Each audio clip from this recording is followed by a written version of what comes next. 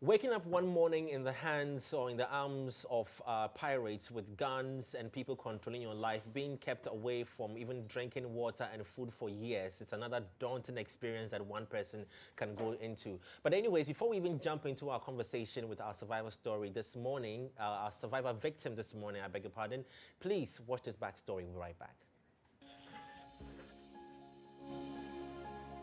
My name is Jewel Anyable. I'm a marine electrical engineer by profession. I was hijacked by wicked Somali pirates among 23 crew members on the 29th of March 2010. I call that the darkest day of my life because it was like my world has come to an end. Something I never thought of. I was down-spirited. I felt as if I wasn't born again because when I've been hearing of piracy, I never knew how deadly it was. It all happened on the 29th of March 2010 whilst I was about taking my breakfast on that morning in the company of the chief officer and the chief engineer when the emergency alarm sounded. Quickly we climbed to the next deck to see what was happening. Upon approaching the next deck, I heard bullets hitting the ship from one side, and I have to return to the galley, that is the kitchen, to hide myself. I was there when bullet was penetrating everywhere. I was hearing bullet hitting the ship, the glasses were breaking, and our captain was trying to do defensive maneuvering. So I wondered what was happening. Then up to a point, everything became calm.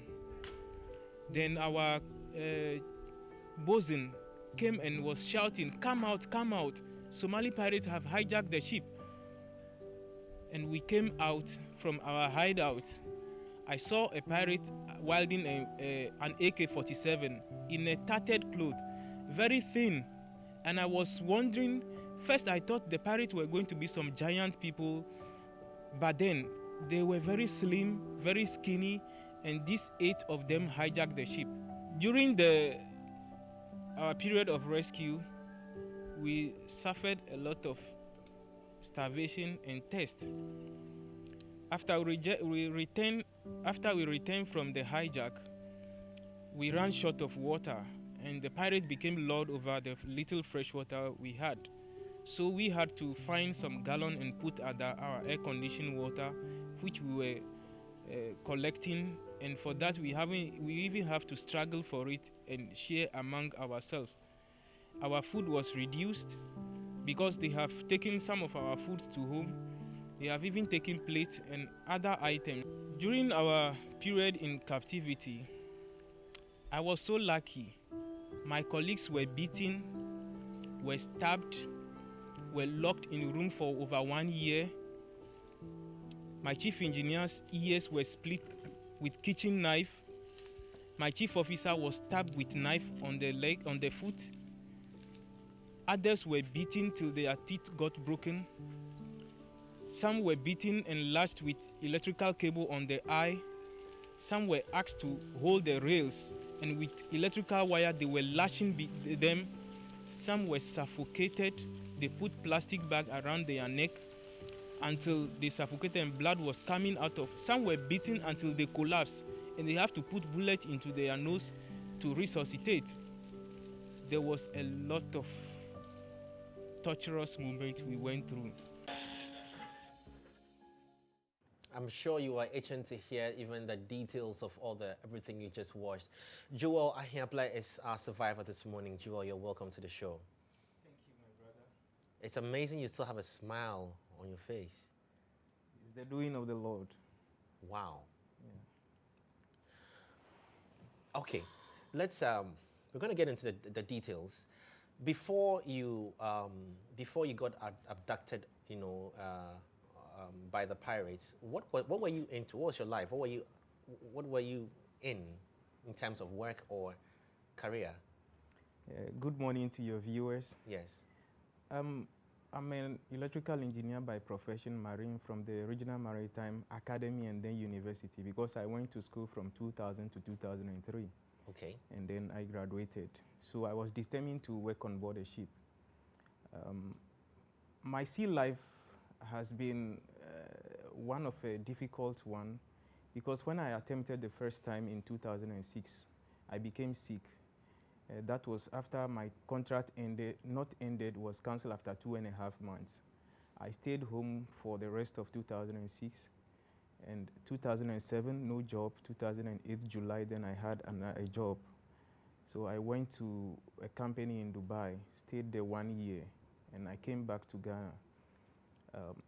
Conditions were okay with that company except the salary. So I decided that, okay, let me look for a better salary with working conditions. So I came on a leave. So my leave got expired after 1.5 months. I was called if they could send my ticket. But I said they should give me up to the 2 months I requested with the intention of getting another company. I didn't succeed in getting one by then, so I sent a letter to them that, yeah, I was ready if they could send the ticket. They said, okay, my position had been given to someone and that I should wait when there is vacancy, they were going to send me my ticket. So I was waiting and... in Dubai? Yes, the company is in Dubai. Yeah. So I was there in late of September 2009. After an all night, I had a call from an agent who I distributed my CVs to after I returned. And they said they had a job for me. And I picked car, went to Committee 2, and I climbed to the second floor and my contract was handed over to me. And I wasn't impressed with the conditions because apparently the salary I was taking in the previous company was higher than this. So we had back and forth, and I said no, I wasn't going to take up the job. So apparently this was what I was doing before. So then, okay, then let's get to the moments when this captivity happened. How did it happen? How did it come about? Where were you? Yeah, I joined the ship on the 29th of, I left Ghana 29th and 30th September 2009, I joined the ship and we were plying various routes. So on the 28th of March 2010, we were departing the port of Aden in Yemen very late. And then on the 29th, in the morning around 7:30 a.m., I got into the mess room to take my breakfast in the company of the chief officer and then the chief engineer when the emergency alarm sounded. So it was like exactly my 6 months on board the ship. In fact, at that time, I had even written my signing off letter because I wasn't happy with the condition on board the ship. I wrote my signing off letter that when we get to Dubai, I was going to sign off and come home. And that morning, all of a sudden, we heard emergency alarm sounded, and quickly I climbed to the next deck. Then bullet was hitting our ship. So I returned to the galley, and chief engineer went to his cabin. I don't know where chief officer went to. So I realized that bullet was hitting our ship so much, and there was defensive maneuvering. The captain was trying to swerve for a period. Then around 7:45 a.m., everything became calm, and our bosun came out and was shouting, come out, come out. Somali pirate had hijacked the ship, and then you are wanted at the bridge. So, okay, hold on. Emefa, sorry. Is there a procedure that you guys undertake when there is an attack on the ship? And was this procedure executed? Yes, I will say one of the deficiencies we had on board was there were always frequent messages received at the bridge by our officers about how others escape piracy attack. So those informations were being given to them always. But for my 6 months on board a ship, there was not a single day in which we had a training about in case something happened, what were the measures we were going to take. Even we were supposed to be having weekly trainings, but it was only once we had firefighting training prior to the hijack. So these things, we were not prepared for it. While they received the information, they only kept it in their books. It was after the hijack, whilst we were kept at the bridge, going through the document, that we found a lot of informations, which we don't know whether it could have helped us. But I What say is the that bridge when you say the bridge? that is the wheelhouse where the captain operates from. The ship Okay. is controlled from. Okay. Yeah. So how many of you were on yeah. board? Yeah, we were 24 from 6 different nationalities. Okay, so were all these 24 persons saved after? Did anybody lose his or his life? Yes, our third officer died Okay. during captivity. He died on the 27th October 2010. Okay. It was Well, we are sorry for the break in transmission on there. We had a few technical challenges, but we are back. And of course, Joel Ahiable is sharing his story. He's a survivor from Somali pirates who actually attacked their ship. And he's sharing his story with us as well. So, like you're saying, or Emefa asked you, 26. 24. 27th 27 persons. October 20. No, I mean The number of 20 persons, 24 in 24 number. people. And 8 pirates hijacked the ship. 8 pirates. Yes. So I mean, not to say I've seen the movie Captain Phillips. Captain okay, Phillips, and yeah. I like to think that as a captain, you're trained. I think that's what Jay is trying to. The person is trained to know how to manage and keep their calm. Because basically they hijack you for a ransom. Is that the same case? That's Or they right. wanted the humans? They wanted money. They wanted money. They didn't want what was in the ship. No. What were you shipping actually? Our ship was a general cargo and ro-ro, so we were carrying generators and transformers. Okay, they were with not empty- interested in that. No, they weren't. They needed, it's all they needed is a ransom money. Okay, how But- much did they say they wanted? Yes, after we got to Somalia, they brought in a man they called a pirate surveyor, and he came to assess the cargo and the ship. So the ship was taken over and then directed to... Yes, To Somalia. You know, we were en route to Dubai, Okay. so we were asked to take the ship to Somalia. So we had to come back to Somalia. It was there that they gave a ransom of $10 million. Now, during the time that the pirates took over, was there any assistance from any security agency with regards to your situation? Yeah, in the afternoon of that fateful day, a helicopter came around trying to have a communication with our captain, but the pirate disallowed. In the evening, there came a warship very close, and we saw some of the Navy in a black speedboat, so we thought they were going to come and Rescue. then rescue. So some of us positioned ourselves. I took my VHF in my coverall, and I What's a went down, VHF? what we used to communicate on board the Okay. ship. And we went down so that in case there is an exchange of fire, we wouldn't be hurt. We were there for couples of minutes and we weren't hearing anything. So we climbed out and we inquired. We were told that the commander of the warship inquired from our captain if we needed help. And it was amazing because the signal had gone out that our ship was pirated. And the pirates told the captain to tell them, no, we do not need their help. They should go away. And they went away 20 nautical miles. They followed us until we got to Somalia. Okay, let's continue the story. So now when you, within this period when you were on the ship en route to Somalia, what happened? How were they treating you? What was the relationship between you and the pirates as well? It was horrible. The pirates initially weren't friendly with us. Not initially, throughout, they weren't friendly with us. We all suffered various degrees of torture, though we had all been tortured. For instance, chief engineer suffered, I would say, more than all of us. One, it may be as a result of he was having a gun in his cabin and he went out trying to shoot at the pirates, but he became intimidated and left the gun and went to hiding. So probably that also accounted for them torturing him. Is it legal to carry guns on? Yes, I yes, know that. it is. It is? Yeah, it depends on the situation. I mean, Yeah, once a legal firearm, you can carry it on. Okay. Yeah, 'Cause they I are trying thought to that's say some- it's illegal, but Yeah. we're trying to advocate because the life of the seafarer is at risk. We need to defend ourselves. Yeah. So if yes, we wouldn't be able to handle it as crew on board, then we should have trained personnel on board to defend the ship, because when it happens, the crew will suffer a lot. That's true, because I know that it's not legal in this part of our country. I don't know if the law has been revised, but I know that it's quite illegal to carry, ammunition on there. But I can't say same for the ship because this was not from Ghana.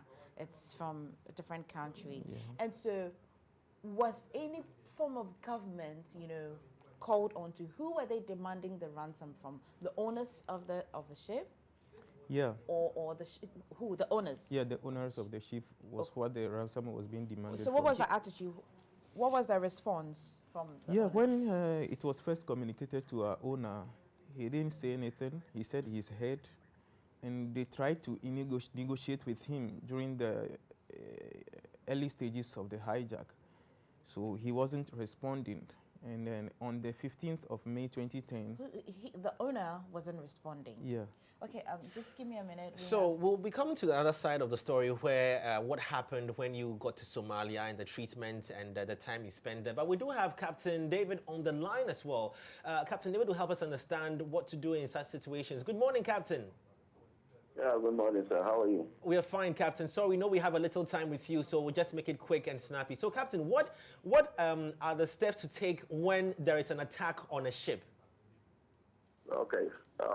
Good morning to you once again, and good morning to your viewers.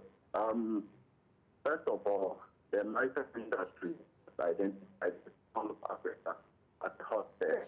Captain, I think your line is a bit off. Would you mind to just change where you're standing or move around a little bit so we can get it clearly? Give me a minute. Yes. Hello. And just speak up for us, please. Hello. How do you? I Yes. think it's quite okay now. Yes. Okay. So the maritime industry has identified this Horn of Africa area and some parts of the Gulf of Guinea as hotbeds for this piracy activity. And this has cost the insurance industry, the insurance brokers who insure the ships, a lot of money. So they have come up with something we call BMP5, that is Best Management Practices to Deter Pirates Attack. And this is a guideline that most clean companies, I say most well-organized ship owners and ownership companies and management companies have with them. And the whole idea is early detection and the adoption of evasive maneuvers to prevent the pirates from coming on board. Because as you are aware, as part of maritime law, firearms are not allowed on merchant vessels. So once the pirate boards the ship, the crew are basically at the mercy of the pirates. So the best action is that you adopt measures to be able to deter these pirates early so that the captain can adopt evasive maneuvers. There is something we call freeboard. That is the height of your ship above the water. In most cases, it's your biggest defense against a pirate trying to board, because the pirate is in a skiff that is quite low, and you are in a ship with a higher freeboard. So vessels flying these higher risk areas are advised to maintain higher freeboard so that if the pirates are even able to come alongside, they will find it difficult to board. Another thing is the speed of the ship. Ships within these areas should be able to go at good speed so that the pirates and their escape becomes difficult for them to board. Evasive maneuver is also another thing. The captain, we have a way of steering the ship port and starboard at wide angles. That makes it very difficult for the skip because you are coming to crash the small skip with your small boat. All these are techniques that masters are taking through. So long as they're able to detect early by the aid of their marine radars, which are quite sophisticated lately, then they will be able to prevent these people. They will be able to transmit signals to coastal air stations, which have the marine, the military power to send troops to come and deter the pirates. We have other things like putting physical barriers in their way, like putting barbed wires, like the razor wires we use in the house for security protection. There is a way we line it up along the railings of the vessel so that it becomes difficult for human beings to go over. We have spikes with metallic pipes that when the vessel is transiting all these areas, you fix them all in the aim of deterring someone coming on board. There are several measures that this BMP 5, how will I say, stipulates. Okay, so in a nutshell, it's quite difficult for a ship to deter a pirate who is well trained, and most of these pirates. Determined, I guess. Yeah.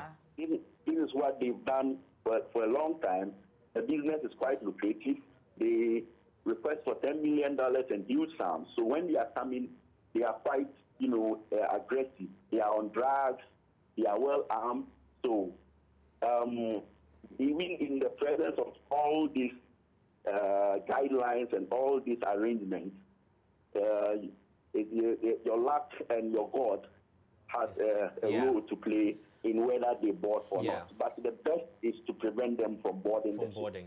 Once they board the ship, we advise that if you have a citadel, which is something we call a safe haven, that is created in the ship where everybody can run to with solid metal doors. In modern vessels, they can be bulletproof, bomb-proof. Then you can hide there. If you don't have a citadel, then the advice to the master is to surrender to the fire. Because once they are on board, you have lethal weapons. Yes. And there is no way you can fight them off.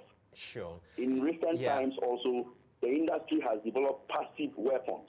Yeah. These are weapons like with rubber bullets, laser guns, tasers, and weapons like that. But still they fail.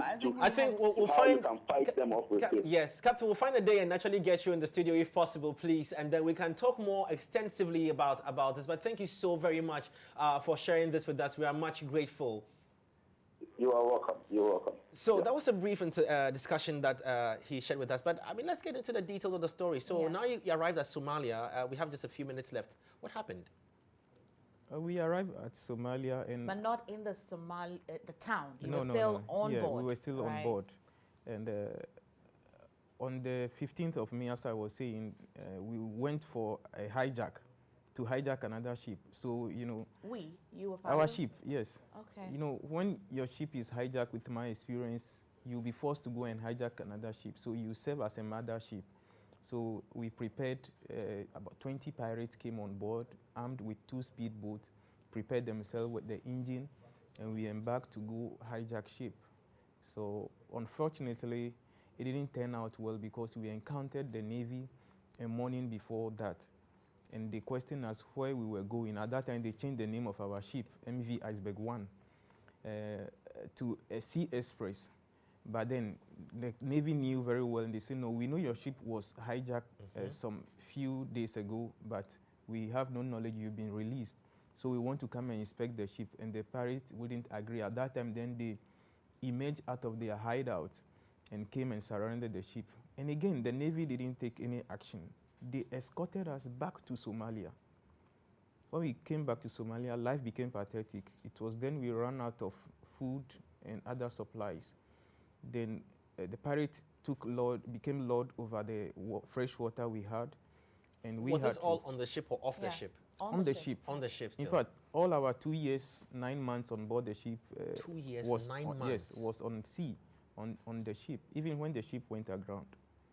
So we had to put a gallon under air-conditioned water, and we collected, and that's what we were drinking.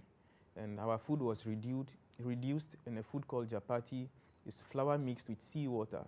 It was being prepared with tea in the morning, and in the evening we'll cook rice or refugee beans. If we don't have fresh water, most of the time we use seawater to cook. So we went through a lot. We drank seawater even.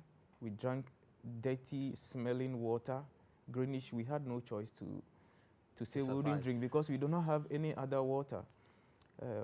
We suffered a lot and talk about torture. Yeah. So when the owner of the ship wasn't responding, did they resort to your family? Yes, they did. And they also tried to first put pressure on various countries. Okay. So they made us speak to various countries. that they should bring the money. They were trying to share the money among the countries.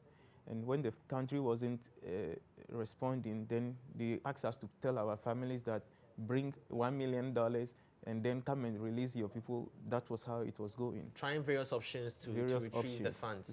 So quickly, how did was your family able to come through in any type of way? My family followed up to the government, Okay. wrote petitions to the government to come and assist us. My dad was called down. In 2010, who was in government? Was it President Still the Kufuor or NDC. was another the NDC? Yeah. Okay. John Mills was Yes, there. President Atta Mills was Yes, present then, yeah. So in fact, when I returned, I found the parliamentary report, and it was even captured in it about us, and nothing positive happened. What So were some of the... basically- Oh, I know. I know. Yeah, What are the gruesome things that happened within that 2 years? Within that 2 years, our third officer died, and the body was put in the normal deep freezer we had in our homes. And from that 27th until February 2011, and UN came in that they wanted to take the dead body away. They care about the dead, not the living. And the pirates wouldn't agree. So when they left, they threw the body into the sea. So dead body had been with us on board for that couple of months. Then we suffered a lot of torture. As you saw, my chief engineers, 2 ears were split with kitchen knife. Others were beaten till their teeth got broken.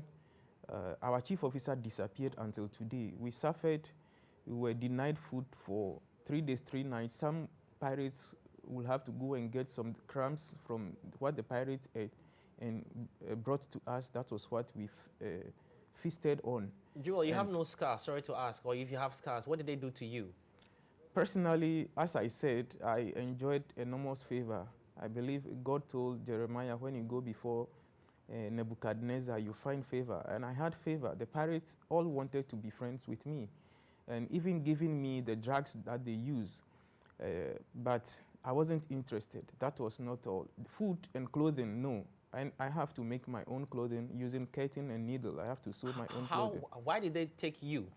Why did they take you to be close to them as such? It's favor. It cannot be explained. Yeah. Wow. It's favor because as the electrical engineer, I had a lot of challenges on board as well, in which there was a point in which I was put at gunpoint because there wasn't light at a compartment. Oh, so probably they kept you because they needed you. They needed your skill. Yeah, your skill on board. Well, Just I maybe. cannot tell. Maybe. Let's yeah. talk about, we have an idea of what's happened on and in the ship. After, how were you eventually released? Yes. Yes, we were forsaken and abandoned. That was our situation. There was total silence. There was no negotiation going on. Then all of a sudden, on the 10th of December, in the morning around 5:30 a.m., bullet was hitting our ship from land, and the glasses were breaking. That started our rescue, and the pirates went and they were exchanging fire with them. Within some couple of minutes, a helicopter approached, and there was exchange of fire, land, sea, and air. They were bombarding us from every angle. So for 13 good days and nights, we lay down, and then our ship was 13 bombarded. days. 13 days of being bombarded with bullets from heavy artillery, snipers. Mention them. Our ship was glasses were breaking, irons were breaking. Even at a point, our lifeboat was on fire.